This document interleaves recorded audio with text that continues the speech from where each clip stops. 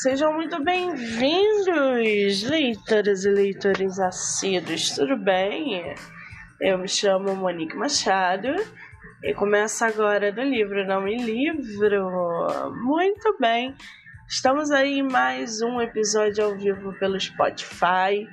Pessoal que está chegando, sentem-se, acomodem-se, porque hoje nós temos poemas e poesias pra gente compartilhar. Ontem vocês acompanharam o livro da Rafaela Farias, foi um episódio lindíssimo, emocionante, e hoje eu trago para vocês o livro da autora nacional Érica Magni. Ela que tá com Areia na Olhota publicado. Muito bom esse nome, né? Esse nome é muito bom, gente. Desde a primeira vez que eu vi, eu falei, cara, que nome incrível é esse? E aí a gente vai compartilhar um pouquinho dessa obra poética da autora, com muitos poemas interessantes. Quem não assistiu a entrevista com ela, está gravada aqui no canal do YouTube, Spotify, Anchor, Amazon, TikTok, Kawaii, Instagram, Facebook, do livro Não Me Livro ou MoniqueMM18, tá? O Instagram da nossa autora é @ericamagni. Então já corre lá, já segue ela para que vocês possam acompanhar. Muito bem. Eu separei aqui, gente, eu não separei todos os poemas, tá? Eu separei ali em torno de 13, 14 poemas para que a gente possa analisar, conversar, debater, enfim. Lembrando que quando eu falo análise de poema, não é uma análise de poema, é uma forma que eu tenho de ler o poema e falar sobre ele. Por quê? Eu deixo explícito em várias entrevistas, inclusive com poetas e poetisas, que quando a gente lê um poema, a gente está lendo além do que aquelas palavras estão querendo nos dizer, ou seja, a gente está conhecendo a essência daquele autor, daquela autora, porque poema fala muito sobre o que vem de dentro. Então, quando a gente pega um poema que mexe com a gente, obviamente ele foi produzido dentro de muito caos, dentro de muita dor, dentro de muito amor, dentro de muita saudade, dentro de muita alegria. Isso vai depender do tipo de poema, ou seja, a gente está conhecendo a essência daquele sujeito lírico, daquele que expõe pra gente coisas viscerais.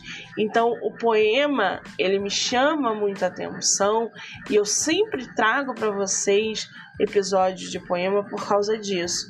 É conhecer a essência do outro, é entrar no íntimo, é saber quem é aquela pessoa. Então, quando eu pego um livro de poema de um autor nacional ou entrevisto um poeta, uma poetisa, eu tenho todo o prazer do mundo em ler o livro e trazer para vocês. Então, já abro parênteses aqui. Se você escreve poema, se você escreve poesia, entre em contato lá no meu direct, MoniqueMM18, me mande seu livro para a gente ler, para a gente debater, para a gente conversar sobre os seus poemas, tá bom? Agora chega de lero, blá, blá, blá, vamos ao que interessa. Vamos aí ao livro da nossa autora, Areia na Olhota. O livro, gente, tem aí em torno de 47 páginas, pelo material que ela me mandou aqui. Eu não tô com o livro físico dela, eu tô com o livro digital, e no físico deve ser um pouco maior, tá? Mas todas as informações estão lá na entrevista que eu fiz com a magnífica Érica. Engraçada, espontânea, foi uma conversa divertida. Tivemos alguns problemas de internet, de não sei, foi uma loucura, mas foi uma delícia. Então não deixem de assistir. Érica, querida, um beijo e parabéns aí pelo teu livro, tá? Bom, vamos começar? Vamos, né? Eu separei aqui para vocês o poema chamado A Decadência do Jeans. Ele fala o seguinte: o encaixe torna-se o mais evidente dos costumes tradicionais, do hábito, a prosa da cintura arredia disfarçando anos que se rasgam a fio na força. O ir e vir de todos os dias bem normal, cada sentar e levantar no ambulatório e na fazenda ou na escola secundária, forte, embora desmerecedor de glórias.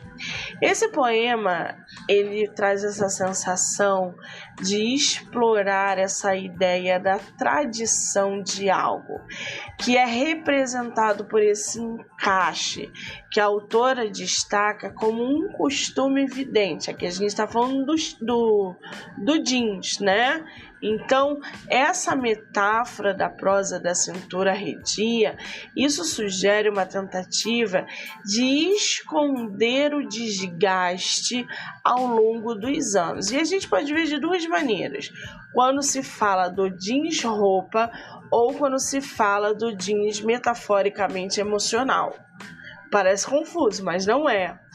O movimento diário, seja no ambulatório, fazenda ou escola secundária, aqui é retratado como algo comum, algo que carece de reconhecimento. Então, essa linguagem que a autora usa sugere uma reflexão sobre rotina, sobre atividades habituais, sobre uma aparente normalidade, mas também uma falta de reconhecimento ou de glória. Então esse poema tem essa pegada do jeans matéria e jeans emocional, sujeito lírico, reconhecimento. É muito interessante esse poema. Eu gostei bastante. O outro se chama A Decadência da Fé, que diz o seguinte: o vulto se aproxima e questiona, sempre voltando em espirais, com a mesma força de pulsão. Um sorvete colorido derretendo nas mãos de minha mente débil, que não possuirá recursos para friamente dar um fim na angústia, do que se esvai diante de seus olhos, leite cheio de corante, morte lenta, líquido percorrendo até os cotovelos. Esse poema, gente, a gente tem a exploração, a chegada persistente de um questionamento. Esse questionamento, ele é simbolizado pelo vulto, pelo que retorna em espirais, com essa pulsão intensa. Então, essa imagem do sorvete colorido derretendo nas mãos da mente débil, isso sugere a fragilidade diante da angústia. Essa falta de recursos emocionais para enfrentar friamente essa aflição no poema que é destacado. Então, essa metáfora do líquido colorido que vai atingindo os cotovelos, isso pode representar essa invasão, esse impacto emocional que a angústia tem no corpo. Então, esse poema traz uma narrativa que pega justamente na inevitabilidade, na vulnerabilidade, tudo isso diante do desconforto emocional. É outro poema também da Érica, que fala muito sobre essas emoções fragilizadas. Eu gostei bastante. Tem um outro poema aqui que diz o seguinte: a decadência da medicina. Um homem ou uma mulher que não nos olha nos olhos, prescrevem receitas, aceitamos. Estamos desesperados, outra vez. O afago que nunca vem, o fardo, estourando pelo vento da estação. Paro, e muito nítido ouço o vizinho, tentando aprender flauta doce. Os doutores não entenderiam. Esse poema, ele aborda essa experiência, essa interação com um profissional de saúde, que é simbolizado, na verdade, como um homem, como uma mulher, que não olha nos olhos enquanto prescreve as receitas. A gente já deve ter passado, todo mundo já deve ter passado por isso. Então, a aceitação dessas prescrições aqui no poema é retratada como esse resultado de desespero, essa busca por um afago que nunca chega. O fardo aqui é descrito como estourando pelo vento da estação, ou seja, isso está sugerindo uma carga emocional ou física, depende da situação da autora na hora, do sujeito lírico ali na hora, que expôs e que vai se tornar evidente. Então a gente tem esse contraste com a cena do vizinho aprendendo flauta doce, que destaca a desconexão entre essa busca por alívio pessoal e essa compreensão limitada dos profissionais de saúde. Deu para entender essa balança? Então a gente tem a referência aos doutores que não entendem, tá? Quando ela diz os doutores não entendem, sugere que essa lacuna na compreensão ou na empatia médica precisa ser evidenciada. Legal também, né? A Érica é muito inteligente, né, gente? Pessoal que está chegando aí, sejam muito bem-vindos. Cadê minha água? Dá um pouquinho de água, por favor, que a garganta da pessoa não aguenta. A pessoa ainda tem hoje um trio de entrevistas. Olha aí minha assistente aí, gente. Minha assistente eletrônica, Alexa. Posso nem falar o nome dela, senão ela liga. Hoje tem entrevista a partir de 6 horas da tarde no canal do YouTube do Livro Não Me Livro. Estamos aí no dia 27 de fevereiro, 1h30 da tarde. Então já corre lá, já se inscreve para acompanhar as feras literárias que vão estar conosco a partir das 18 horas no canal do YouTube. Muito bem. Prosseguindo aqui, deixa eu ver aqui, eu falei do médico, né? A decadência da tangerina, do desembolar dos gomos, da intensa busca da língua pelo caroço, por romper a fibra, a linha mais grosseira que salta, veias translúcidas alaranjadas, o cítrico tropeçando no olho. Esse poema, gente, traz pra gente uma espécie de experiência sensorial e visual ao desmembrar uma fruta cítrica. Os poemas da Érica a gente tem que olhar por duas maneiras, tá? O material e a metáfora. Fruta cítrica, desmembrar fruta cítrica, material e metáfora, ok? Então a gente tem esse desmembrar uma fruta cítrica, possivelmente a tangerina, a laranja, enfim. É uma linguagem que vai evocando a intensidade da busca pela essência da fruta, mais uma vez metaforicamente, onde ela destaca uma ruptura dessa fibra, essa aparição das veias translúcidas alaranjadas. Então essa imagem do cítrico tropeçando no olho, isso sugere uma interação inesperada ou até surpreendente, tá? simbolizando uma revelação da vitalidade, do frescor dessa fruta. Metaforicamente, a gente pode estar falando aí de sentimentos desmembrados, sentimentos internos, emoções que são desmembrados como uma fruta cítrica, algo ali que refresca, mas que azeda, sabe? Uma coisa que dá vitalidade, frescor e que vem de dentro do sujeito lírico. Então, os poemas da Érica a gente tem que ver sempre material e sempre metaforicamente, tá? Eu gostei muito desse poema também. Tem outro aqui que se chama Fragola.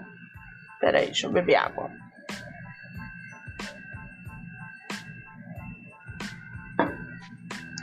Esse poema diz o seguinte: faúlha incandescente ou já apagada, Morango da Silva Barbosa Pereira, o monstro de Frankenstein do nosso corpo, cada membro, um de cada, e nenhum fantasma infiltra rumores. Tatuagem na perna esconde gangrenas, só entre nós o selo de todos os segredos. Esse poema explora algumas metáforas complexas que estão relacionadas ao corpo humano e à experiência humana. Essa faúlha incandescente ou já apagada representa momentos ali de vitalidade ou de declínio ao longo da vida. Então, quando a autora também faz a referência ao Morango da Silva Barbosa Pereira, isso pode ser uma alusão a detalhes específicos ou únicos, talvez ali uma referência pessoal, até cultural, tá? Então, logo em seguida, a ideia de monstros de Frankenstein no nosso corpo sugere essa amálgama de parte, ela reflete a complexidade da existência. Essa menção de membros diferentes e a ausência de fantasmas infiltrando rumores, isso pode sugerir uma certa individualidade, a privacidade de experiências pessoais. Já a tatuagem na perna que esconde gangrenas, né? Isso pode simbolizar a capacidade de ocultar feridas, ocultar traumas, enquanto o selo de todos os segredos destaca justamente a natureza íntima e totalmente exclusiva dessas experiências, desses traumas vividos. Então o poema, ele traz essa complexidade da identidade, ele traz essas vivências humanas, usando imagens vívidas e simbolismo. É um poema um pouco mais complexo, mas não deixa de ser lindíssimo, tá? Temos outro aqui, Baderna. Muitas vezes penso em partir, com uma faca o destino ao meio. Assim, quem sabe, seria o fogo estalando no rodízio de almas, numa churrascaria chamada Barranco. Esse poema, ele traz uma reflexão muito profunda sobre a ideia de partir. Metaforicamente, através da imagem de cortar o destino ao meio com uma faca, desculpa, ele traz essa ideia do partir. Então, a gente tem essa referência ao fogo estalando no rodízio de almas, que cria uma imagem poderosíssima que vai sugerindo uma transformação, uma renovação das experiências humanas, como se as almas fossem churrascadas em um processo contínuo. Então, essa menção à churrascaria chamada Barranco, ela só adiciona uma camada a mais de complexidade, talvez ali uma associação entre esse ato de partir é uma experiência visceral, quase que ritualística, sabe? Então, quando a autora também faz esse uso da faca e da churrascaria como metáforas, ela está indicando essa busca por uma reinvenção, por um renascimento. Ela vai destacando essas dualidades entre a partida e a possibilidade de se renovar. É uma linguagem intensa esse poema, é uma linguagem simbólica, é um poema que proporciona muitos significados. Então, eu estou vendo isso como leitora, mas na hora que a autora produziu, só ela pode dizer o que ela estava sentindo ali na hora, tá? Esse choque, esse contraponto do partir e da renovação. É outro poema lindíssimo. Ele arrebenta, né, gente? A gente tem muita poetisa boa, muita. Tem outro aqui que se chama Cristo Redentor. Dá mais um pouquinho de água.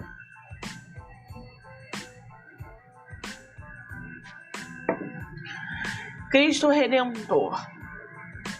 Carcaça bruta que me abraça lembrando, já é outro dia, levanta-se, levante-se.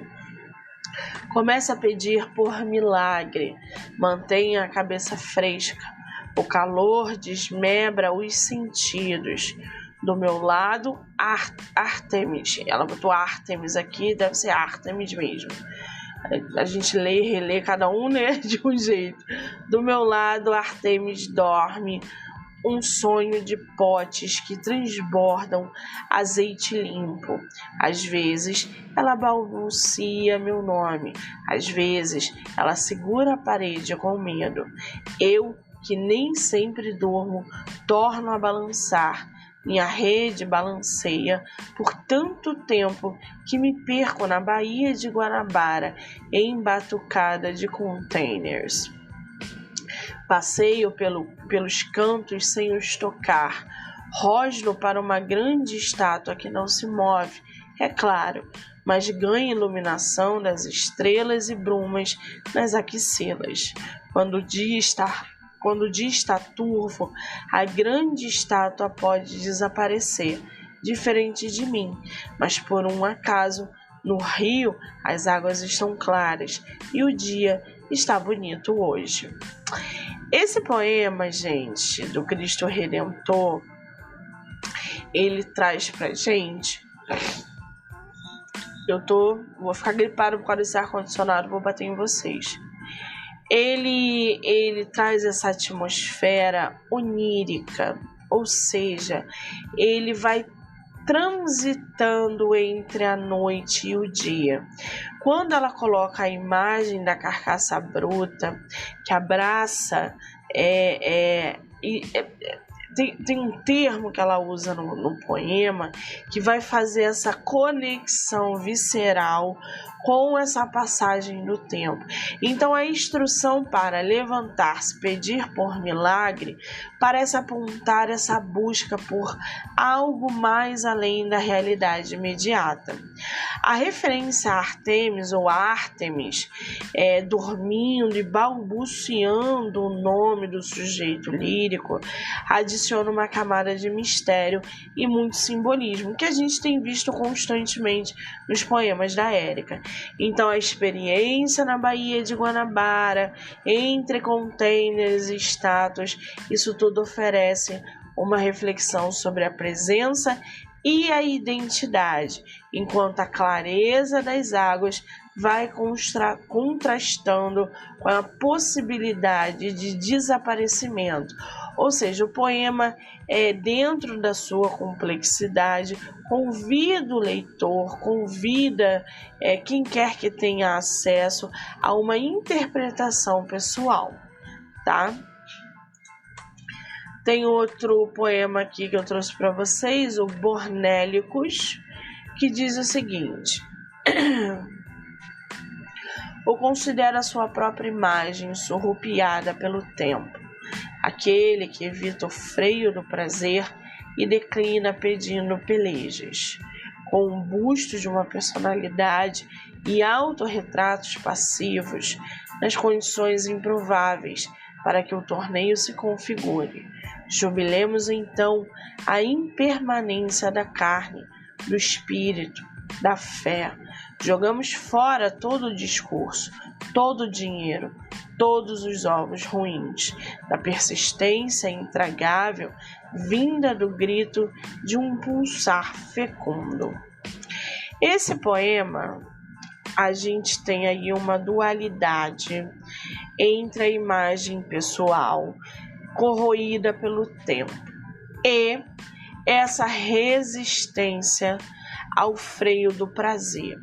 Aqui, a autora explora uma negação das convenções sociais, que são representadas por essa recusa em conformar-se com autorretrato passivo, com bustos de personalidade. Né? Então essa menção à impermanência da carne, do espírito, da fé, sugere uma aceitação da transitoriedade da vida.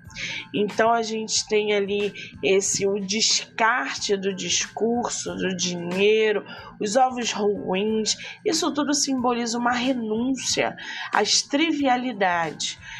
Isso tudo vai direcionando a atenção para um pulsar fecundo. Olha que coisa intensa. Pulsar fecundo.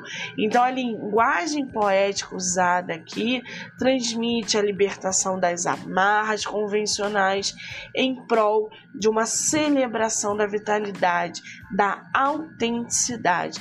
É um poema que é muito forte. Esse é muito forte. É óbvio que eu adorei.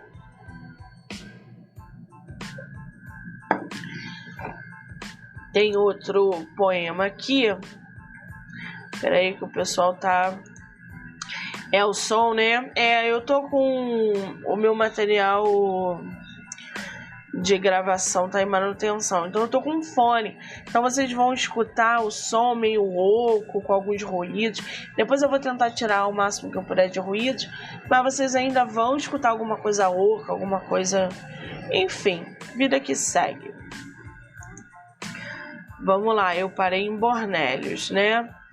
Aí tem uma outra aqui da página 14. Valeu a beça não ter ido. O ambiente foi tomado por um cheiro de vinagre, como um golpe no olfato. Quantas goelas estariam em movimento nesta manhã de outono devastadora?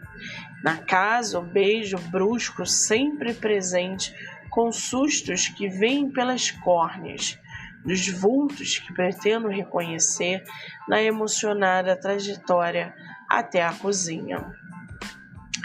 Esse poema tem um ambiente, gente, que é saturado por esse cheiro de vinagre.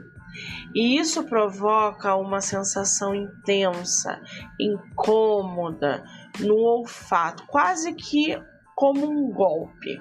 Então essa reflexão sobre as goelas em movimento tem essa dinâmica, essa atmosfera que é muito dinâmica, ao mesmo tempo caótica, de uma manhã de outono devastadora.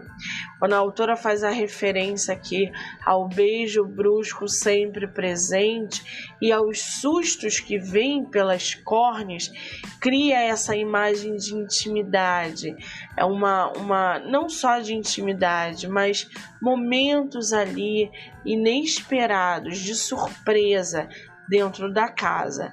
Então o poema explora uma experiência cotidiana, ela destaca os detalhes sensoriais, as emoções que permeiam essa trajetória até a cozinha, e isso tudo com uma atmosfera complexa e carregada de significados, tá? Então é um poema que é bem legal também. Deixa eu ver aqui. Eu tenho o poema da página 15, é esse? Barcos para dilúvios. É esse mesmo.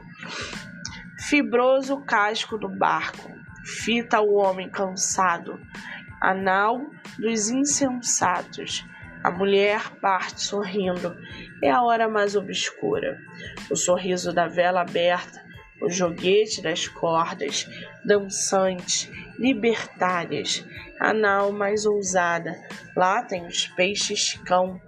Os corais em tratado com prumo, rumo de darem doidos, as rotas obcecadas por desvios marítimos. Esse poema tem uma imagem muito simbólica dos barcos como preparação para dilúvios iminentes. Esse casco fibroso dos barcos representa a resistência. Enquanto um homem ali, essa expressão dos insensatos, isso tudo está amarrado, talvez, a crítica da imprudência humana. Então, quando a mulher parte sorrindo em meio à escuridão, isso tudo destaca a dualidade da vida. O sorriso da vela aberta, as cordas dançantes, isso tudo sugere ousadia ou uma liberdade ousada. A presença de peixes-cão e corais em tratado como prumo acrescenta ainda mais essa camada de complexidade, indicando influência do mar e os seus desvios na rota humana. Então, esse poema usa metáforas para explorar temas como resistência, dualidade, imprevisibilidade, principalmente dos caminhos marítimos. Mais uma vez, a autora joga com o que é concreto e traz para dentro da metáfora, do que é o interno, do sujeito lírico, tá? Determinada situação na vida dela, por exemplo, esse poema pode estar retratando, tá? Essa resistência, essa dualidade, essa ousadia em ser o que é, em fazer o que quer. Então, a gente pode ver de duas maneiras.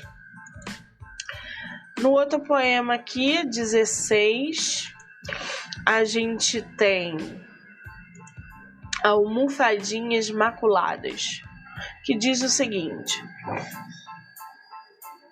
aos que não surtam, aos que são firmes e capazes de engolir, aos que se evocam e fingem não estar vendo o fim da cura, aos apáticos e fortes que sugerem repouso, tratamentos e deleite, aos que prezam pelo espaço de não inferno e ignoram as notícias, flertando com o equilíbrio, aos que não pegam faca, não gritam, nem aceitam a própria doença de pele.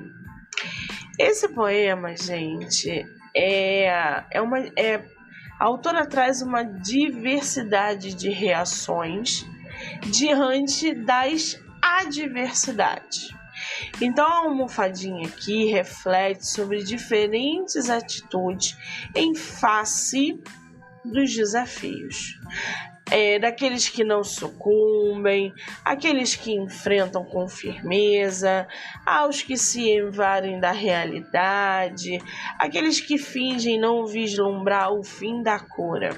A autora menciona também os apáticos, capazes de repouso e deleite, e isso vai contrastar com aqueles que buscam o espaço do não inferno, aqueles que mantêm o equilíbrio ao ignorar notícias. Então, a imagem de não pegar faca, não gritar e negar a própria doença de pele destaca justamente essa recusa em encarar as próprias fragilidades. O poema ele vai tecendo ali uma análise multifacetada de estratégias de enfrentamento diante de desafios, diante da busca por uma vida equilibrada. Então é um poema que pode ter sido produzido na pandemia, porque metaforicamente a gente fala, né, negar a própria doença de pele. Estávamos todos adoecidos, emocionalmente, politicamente, enfim, doenças generalizadas. Então, esse poema pode ter sido produzido na pandemia, tá? Tem outro poema aqui que diz o seguinte: diálogos de asfixias. O espúrio, o suposto de traçado disperso, ordenando a casa, suposto e feliz por suposto. O instinto primário das aranhas, preso em quinas, o prenúncio amórfico de uma alegria na penumbra, a penhora dos pulmões que só obedecem às pleuras, por ondas narrativas que nos espreitam, abnegadas, por mares de ossos que navegam brutos, pirateando, amor, formol, rum, sorriso que faz estourar retinas como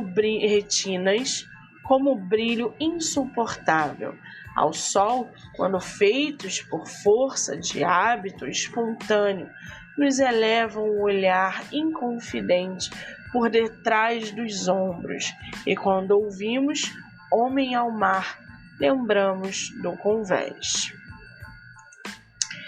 Esse poema ele tem ele descreve o espúrio, traçado, disperso, que vai ordenar essa casa supostamente feliz. Então, o instinto primário das aranhas, preso em quinas, tem uma tensão entre ordem e caos. O prenúncio amórfico de alegria na penumbra indica uma felicidade ambígua. Essa penhora dos pulmões, as pleuras, destaca uma asfixia metafórica. Então a gente tem as ondas narrativas espreitam abnegadas, enquanto mares de ossos brutos pirateiam o amor. O formol, rum e o sorriso que faz estourar retinas adicionam também uma intensidade peculiar ao poema. Então ele vem trazendo dualidade entre hábito e espontaneidade. Ele eleva o olhar inconfidente por detrás dos ombros. A autora faz referência ao homem ao mar, que ao invocar imagens do convés, possivelmente simboliza a vulnerabilidade humana diante da vastidão ou das vastidões desconhecidas. É um poema também bem intenso.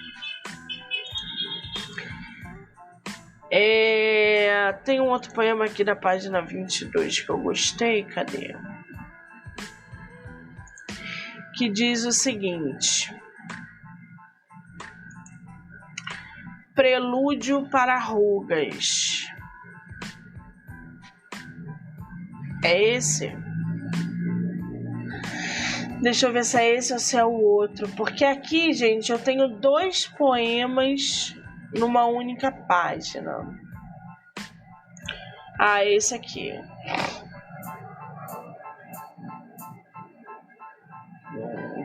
Peraí. Olha, vocês já foram melhores. Já foram melhores vocês, hein? Prelúdio para rugas.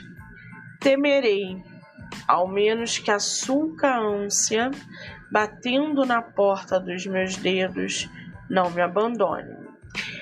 Aqui nesse poema curto, que diz tanta coisa, mas com pouquíssimas palavras, a gente tem um certo temor relacionado à possibilidade de perder, da perda, uma preocupação com a inspiração ou a criatividade.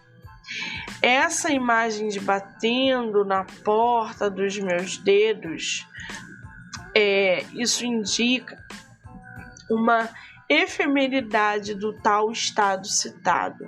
Então, a autora, o sujeito lírico, parece aqui recear essa ideia de perder a própria fonte de inspiração.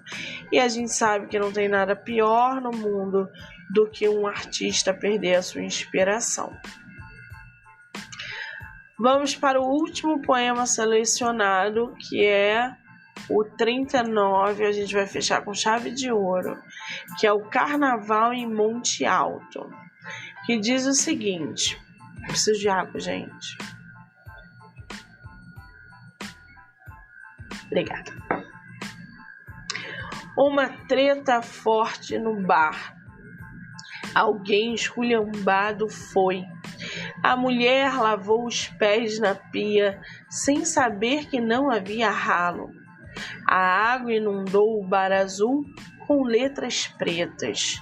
Tudo posso naquele que me fortalece. Escrevo ao lado de um pano sujo, escorado no balcão. Esse poema tem uma cena caótica no bar, como a gente viu. Uma confusão intensa. A autora ela vai destacar a figura de uma pessoa desarrumada, embriagada, enfim, lavando os pés na pia sem perceber a ausência de um ralo.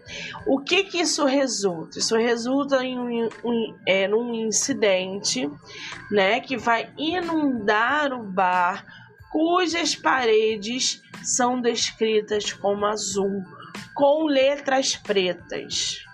Essa referência, tudo posso naquele que me fortalece, tem essa busca por força ou consolo em meio ao tumulto, em meio ao caos.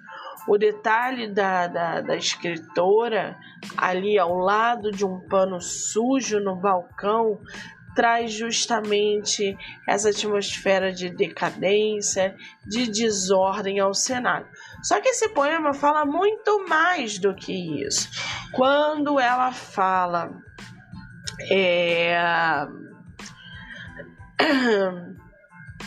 o bar cujas paredes são descritas como azuis, com letras pretas, a gente imagina um lugar caótico, com brigas e morte de pessoas negras, onde o próprio sangue é lavado, essa ausência do ralo é muito simbólica também, né? Então, esse poema é fortíssimo.